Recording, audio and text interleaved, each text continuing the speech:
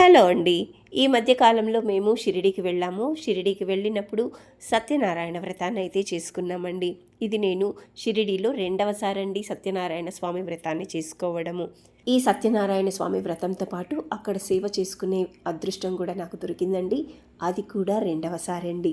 ప్రతిరోజు కూడా 11 గంటల నుంచి బ్యాచ్ వైజ్ ఈ పూజ అయితే జరుగుతుందండి. ఈ పూజకి ఎంతమంది అయితే అటెండ్ అవుతారో అన్ని పీటల్ని అరేంజ్ చేస్తారు.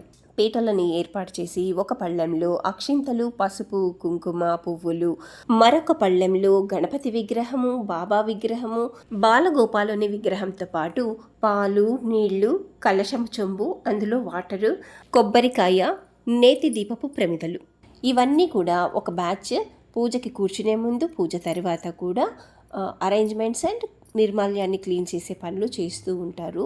లక్కీగా నాకు మాత్రమే ఈ అవకాశం దొరికిందండి.